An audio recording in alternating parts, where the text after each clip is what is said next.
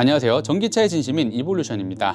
이번 청라 전기차 화재 사건으로 인해 많은 분들이 전기차에 대한 두려움을 갖게 되었는데요. 언론의 부정확하고 무분별한 기사들로 인해서 전기차 사용자들과 주민들의 갈등이 하루가 다르게 심각해지고 있는 상황입니다. 그래서 저는 저번 주 금요일 한국전기차사용자협회가 주관한 공동주택 전기차 화재 예방 방안 정책 공청회를 다녀왔죠.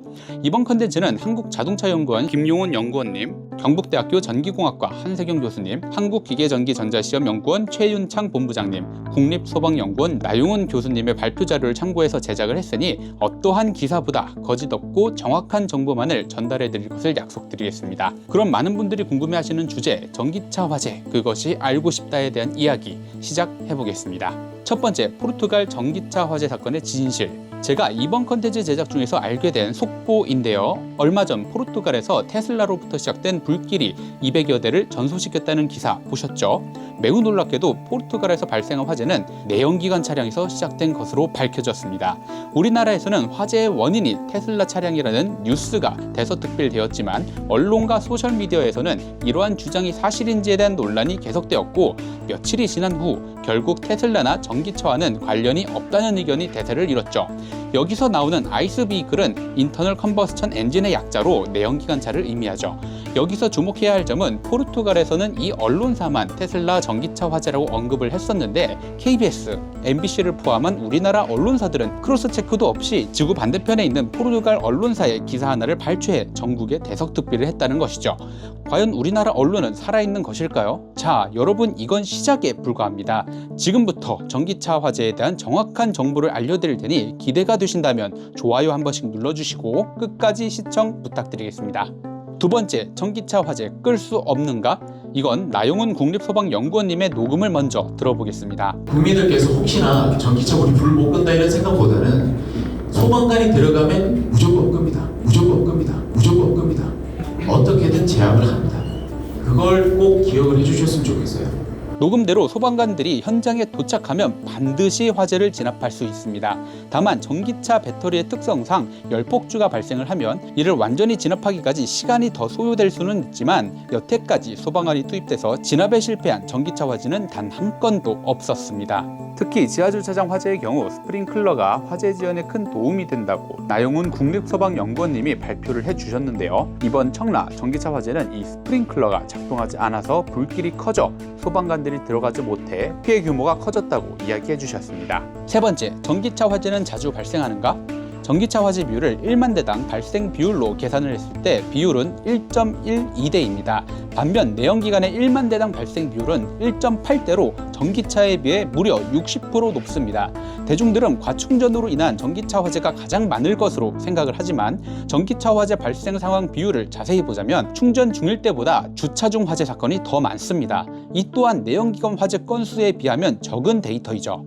네 번째, 물로 전기차 화재를 꺼도 될까? 많은 분들이 전기차 화재에 물을 뿌리면 위험하다고 생각을 하실 텐데요. 사실 물을 사용하는 것은 전기차 화재의 진압에 효과적입니다.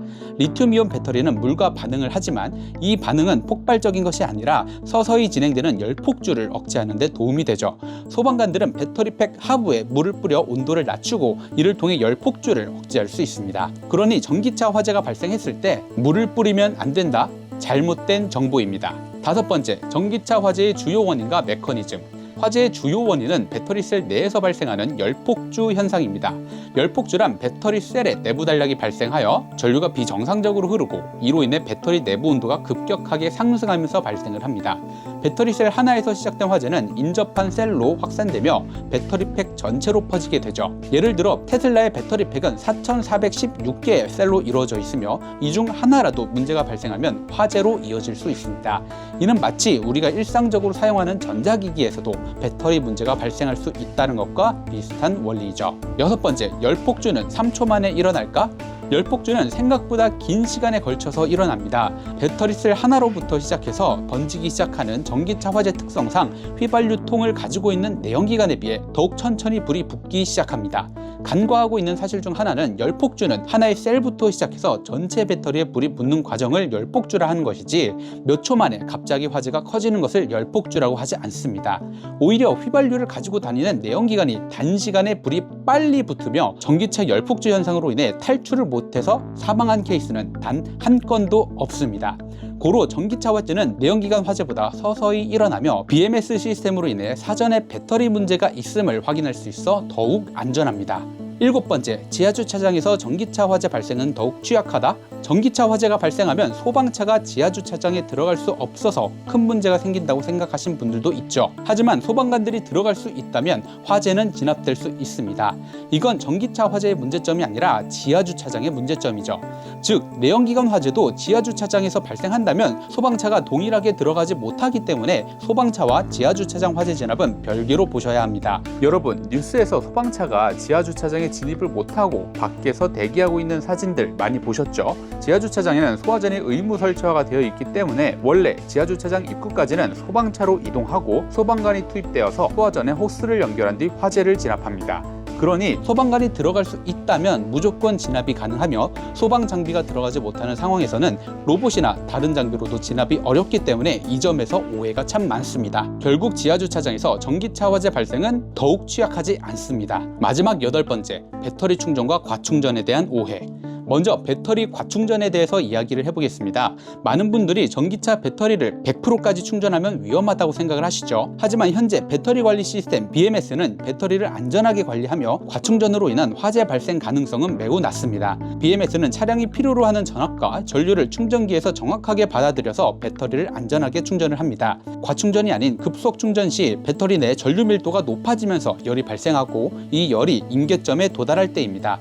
그러나 이 역시도 BMS가 충전 과정에서 발생할 수 있는 문제를 사전에 차단하여 안전하게 충전이 이루어지도록 하고 있죠. 또한 전기차 제조사 측에서 공지하는 배터리 용량과 실제 배터리 용량은 차이가 있습니다. 안전마진을 20에서 30%까지 두기 때문에 100% 충전이 된다 하더라도 실제 충전량은 70-80%밖에 안 됩니다. 즉, 일반적인 충전 과정에서 과충전으로 인한 화재가 발생할 가능성은 사실상 없습니다. 네, 이렇게 해서 오늘은 전기차 화재와 관련된 찐 전문가님들의 발표를 통해서 전기차 화재, 그것을 알고 싶다에 대해서 알아봤는데요. 기존에 알고 있던 지식들과 차이가 있으셨나요? 전기차 화재에 대한 오해가 자극적으로 기사들로 인해 필터링 없이 터져서 하루하루가 속상하고 참 아쉬운데요. 하루빨리 전기차 화재에 대한 인식이 정상화됐으면 좋겠습니다. 지금까지 전기차의 진심인 이볼루션이었습니다. 내용이 유익하셨다면 구독 꼭 부탁드리고요. 다음 컨텐츠에서 뵙겠습니다.